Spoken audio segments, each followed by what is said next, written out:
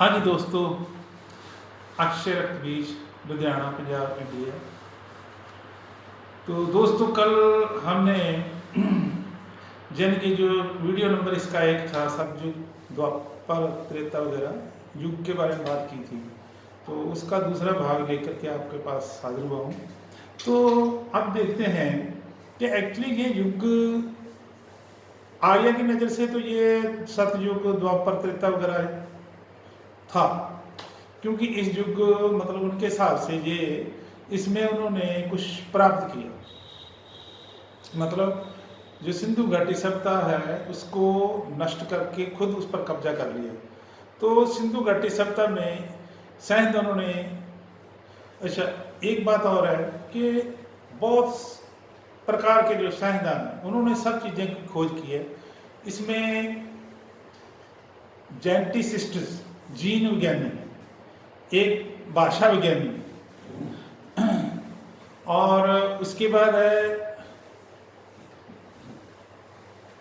एंथ्रोपोलॉजिस्ट्स पुरातत्व विज्ञानी, जियोलॉजिस्ट भूविज्ञानी, इस तरह डिफरेंट अलग अलग प्रकार के बहुत से प्रकार के जो साइंसदान थे उन्होंने इसके अलग अलग एंगलों से अलग अलग तरीके से इसकी खोज की और पता लगाया कि एक्चुअली जो आर्य थे, जो सिंधु घाटी थी, वो उसका शिखर, मतलब जब उसने सबसे ज्यादा तरक्की की थी, तो उस वक्त तक जो आज साइंसदानों ने उस वक्त जो शिखर था उसका सबसे ज्यादा तरक्की कर ली थी। तो उस वक्त उसमें गांव नहीं थे, शहर थे। तो ये एक शहरी सभ्यता थी। इसमें उस वक्त के 1056 शहर, अब तक 56 शहरों से 1056 शहरों से ज़्यादा शहरों की खोज हो चुकी है जो खंडर हो चुके थे, और उसमें से जिसकी खुदाई लगभग 100 शहरों की खुदाई हो चुकी है। सभी की नींव, हाँ उनको आइडेंटिफाई कर लिया गया है कि ये भी है, ये भी है, ये भी है, लेकिन उसको आगे उसकी खुदाई अभी नहीं हुई। तो 100 शहर जो अब तक उनकी खुदाई हो चुकी है। तो जो 2600 ईसा पूर्व से लेकर 1900 ईसा पूर्व तक सिंधु का शिखर था, मतलब बहुत जितनी भी तरक्की करनी थी वो उसने कर ली। तो 1900 ईसा पूर्व डेट क्यों आती है बार बार, मतलब ये तरीक कैसे बने? तो ये भी साइंसदानों ने ऐसे निकाला कि एक तो आर्य का आगमन इस समय स्थापित होता है कैसे। एक तो इस समय घोड़े जो है, घोड़े हॉर्सेस, ये प्रकट हुए। पहले सिंधु घाटी में घोड़े नहीं थे, तो घोड़े जो आर्यन लेके आए, इससे पहले घोड़ों का यहाँ कुछ भी नहीं था, घोड़े नहीं थे। ये 1900 ईसा पूर्व आज तो 39 साल पहले प्रकट हो चुके थे, मतलब इधर में।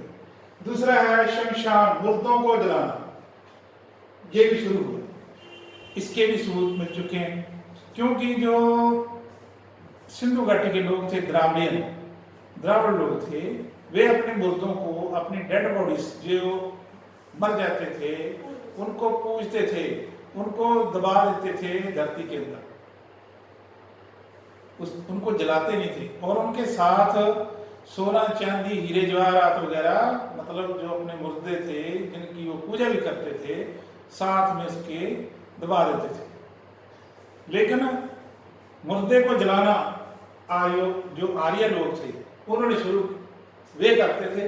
तो ये 1900 ईसा पूर्व में मुर्दों को जलाने वाले शमशान घाट भी दिखाई देने लगे। तो इससे साबित होता है, और भी बहुत सी चीजें हैं जिससे साबित होता है, ठीक है। जो जीव विज्ञान है उससे भी पता चलता है, भाषा के हिसाब से पता चलता है। भाषा विज्ञानी जो है उन्होंने पता लगाया 1900 ईसा पूर्व जो आर्य लोग यहाँ आ चुके थे।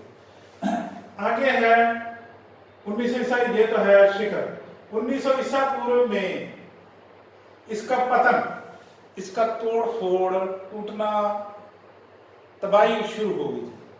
तो इसमें 1056 शहरों से ज्यादा शहर थे, एक दिन में तो टूट नहीं सकते थे। तो आर्य ने इसको जलाया, इनकी आगनी, इनको तोड़ फोड़ किया, इसका बहुत कुछ नष्ट करने की कोशिश की। तो धीरे धीरे उनको लगभग 600 साल लग गए। 1300 ईस्वी पूर्व तक ये सिंधु सभ्यता जो है बिल्कुल खत्म हो गई। टोटल जितने भी शहर थे बिल्कुल खंडर बन गए, उनकी बिल्कुल तबाही हो गई। ये कुल 1056 शहर थे, सभी के सभी खंडर। तो फिर आर्यन लोगों ने गांव बसाए। इससे पहले गांव नहीं थे, सिर्फ शहर थे, सिटीज, पुर, उनको पुर बोलते थे। तो जो लोग द्राविड़ियन थे उनको इन्होंने एक नाम ये दिया कि ये लोग असुर हैं। असुर मीन नशा नहीं करते, सुरा होती है शराब, और जो शराब, ये खुद तो शराब पीते थे, नशा करते थे, लेकिन जो द्राविड़ियन लोग थे वे शराब नहीं पीते थे, उनको असुर बोला। असुर मीन शराब नहीं पीने वाला, सुरा का इस्तेमाल ना करने वाला। तो आप इनकी बुक्स जो हैं, जितनी भी वेद शास्त्र पुराण वगैरह देखेंगे तो उसमें असुर को बहुत मतलब नेगेटिव रूप में दिखाया। चलो ये तो अलग बात है, क्योंकि एक नस्ल जब दूसरे को दबाती है, गुलाम बनाती है, तो गुलाम को नफरत करता है, नफरत से बोलते हैं। तो असुर होना बुरी बात नहीं। जब आप आज की बात करें तो नशा करने वालों को कौन कहता है नशा करने वाला अच्छा है, और जो नशा नहीं करता, शराब नहीं पीता, चिट्टा नहीं, मतलब जो हीरोइन वगैरह या ऐसी और चीजें जितनी भी नशे की हैं, ड्रग्स नहीं लेता, तो वो आदमी बुरा है, जो लेता है वो अच्छा है। ये कैसे हो सकता है? तो ये तो धक्के से किसी के ऊपर ठप्पा लगाना है कि उसको बुरा बोलना है। तो असल होना कोई बुरी बात नहीं। तो द्राविड़ लोगों को ये एक नाम इन्होंने ये भी दिया था। और भी बहुत कुछ है, जैसे जैसे और भी मतलब मुझे इजाजत मिलेगी और वीडियो आते रहेंगे जिसमें आपको इसकी जानकारी मिलती रहेगी। तो सतयुग, त्रेता और द्वापर ये एक्चुअली सिंधु की तबाही के युग है, क्योंकि यहाँ आकर के आर्य ने, ये पॉजिटिव नहीं है, नेगेटिव है।